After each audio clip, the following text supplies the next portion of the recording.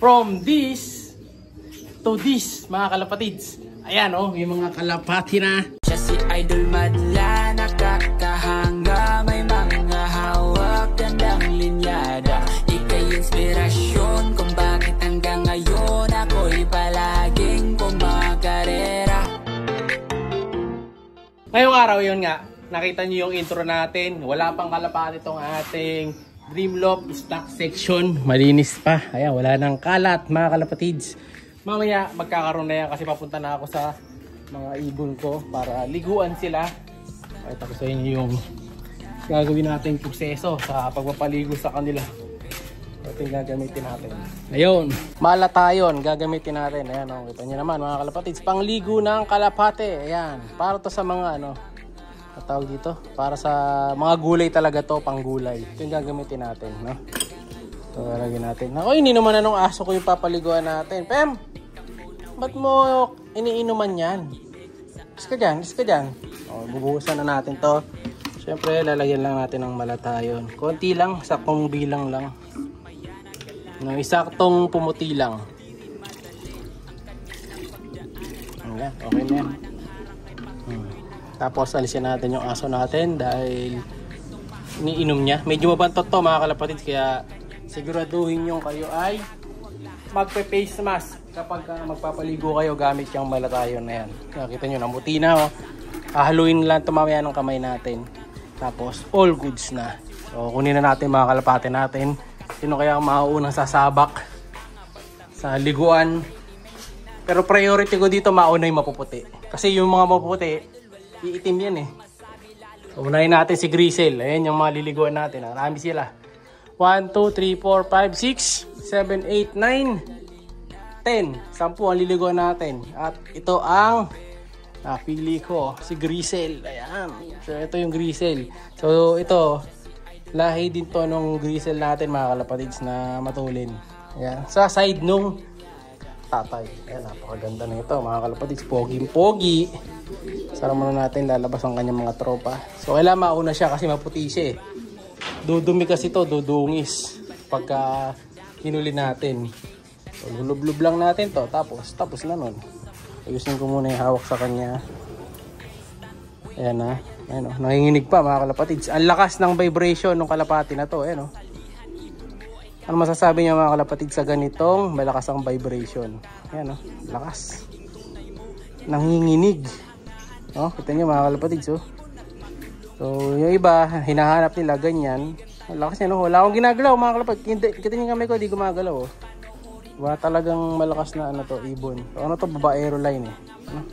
Lakas oh. Ito na. Let's go. Pangahalo na natin siya. Ayan oh. Ayan, babad lang natin na ganyan.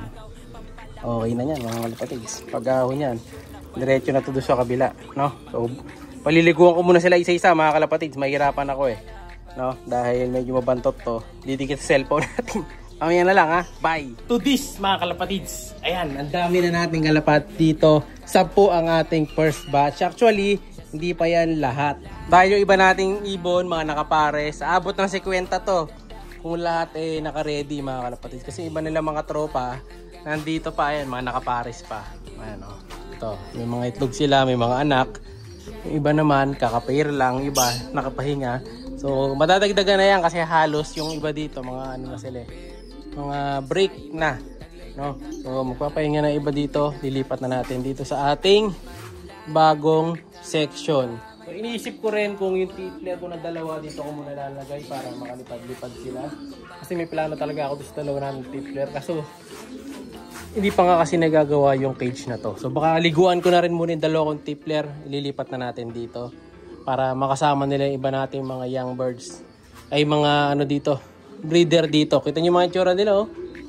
Diba? Ang papangit ang mga itsura nila. Ito si Grisel, yung una-una nating niliguan. Medyo na-stress siya. Ayan oh. Ito niya yung bagong ligo. Ito, si ano to, yung Coopman natin na Derek Heimelin. Yung imbrek nandun pa sa kabila, hindi ko pa niliguan. Hindi pa siya kasama dito eh. Ito, sino ba to? Si Stitch to. Tapos ito, yung masili natin na producer ng Tacloban. Kalawang.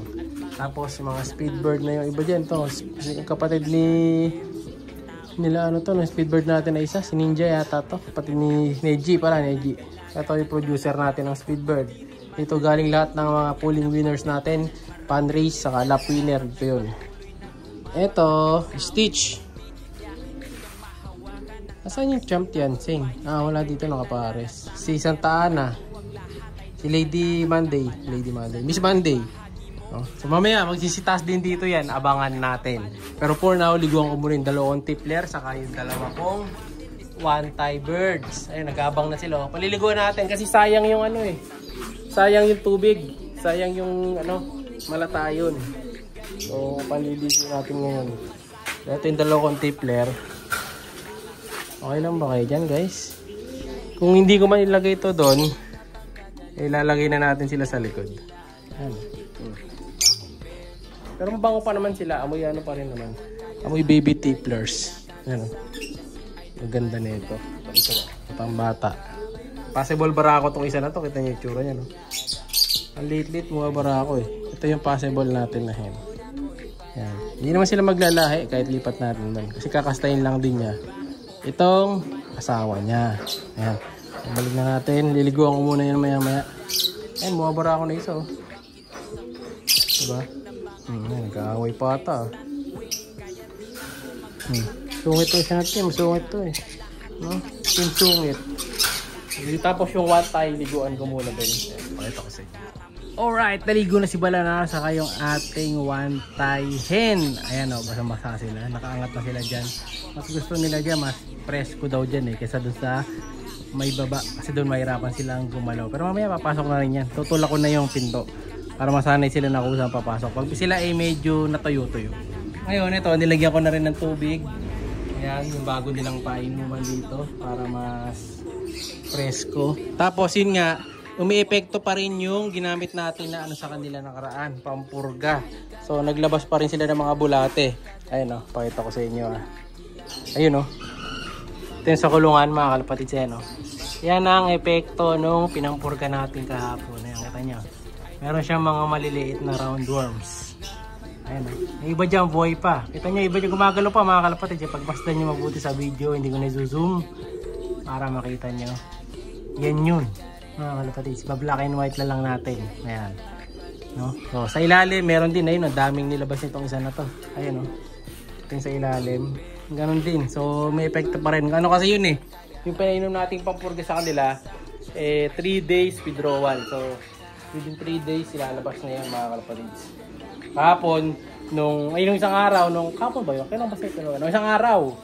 Nung araw na yun, naglabas na sila. Tapos kahapon, meron din naglalabas pa. Pero yung iba ngayon, wala na. Pero ito, meron pa. Siguro marami talaga siyang bulate. No? Kasi matagal din tong nakabreed niya lang napahinga eh. So ayan, basa pa sila. Hindi mo masyadong lumalabas si Aring araw. Ayan, mukhang ulan pa. Parang timing yata pagligo ko. Pero matutuyo din yan mga kalapatids. Wait lang tayo. So sara na natin to. Baka tumaka. So isa na lang kulang natin. Ito na lang. Mabubuo na natin yung stock section natin. Pero pipinturahan ko muna to by Sunday. No? Siguro yung mga ibon dito, malilipat sila dito by Monday na. Monday na natin muna. Kasi wala pa yung box perch. Pero wala nang kalapati yung kabila eh. So tatanggalan ko muna ng popsyon. Tapos lilinisin ko yung sahig. Para tuluyan na natin maalis yung mga kalapati. Dun sa mga dito. Ayan, sa mga cage na to. Kasi yung mga nasa cage na yan, yun yung lilipat natin dito eh. Ayan, yung mga barako dito sa kabila. Ayan o. 1, 2, 3, 4, 5, 6. Ayan pa. 7, 8, 9, 10. Dami tayong barako lilipat dito sa kabila. Ayan, waiting sila. Ito, babalikan natin ito mamaya. Pagka natuyo na, makakadapo na sila sa mga perch. You know, lipat bahay pills na sila mga kalapatids. Halos natuyo na yung mga warriors na nilagay natin dito. So, unang dumapo dyan, syempre, itong sino ka? Ayan, yung nanay ni Masili, yung producer natin ng Tacloban. And then yung isa naman, si Miss Monday. Tapos yung iba dito, medyo basa pa. Ito, basa pa tong si Ninja. Ayan, dahil ito kasi naglilimlim to. Ang kulit nito, itlog ng itlog. No? Paparis ko na rin yan to. Tapos itong nanay nila Kobe. Ayan o, nanay nila Kobe. Mga nanay nila AJ. Ayan, nanay ni Boy Paasa. Lola ng mga polling winner natin yan. Tapos ito naman yung pa natin yung mga ibon. Ito, Alphonse Vandenbroek, ang kinis din, oh. Yung kalawang, medyo natutuyo-tuyo na rin. Ito namang si Grisel, producer natin ng Santa Ana, tuyo na rin siya. Sa kabila naman, ito sino pa ba? Tuyo na rin halos pala, no? Halos lahat sila patuyo na. Yung sahig natin, matetesting din kung madaling linisin niya. Tapos ito, nakasara siya ngayon. Hindi na natin iniiwanan ako bukas. Pumasok na rin yung mga one-tie birds ko. Tuyo na kasi sila eh. No? Itulak natin to. Nilagyan ko na rin sila dito ng grits. Para may grits sila. Isabit na lang para hindi nila malalaglag basta-basta.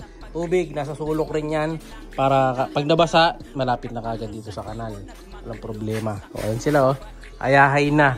So, next na lilipat natin, dito na! Siya'y kalapatistang napakagaling na kinakilala.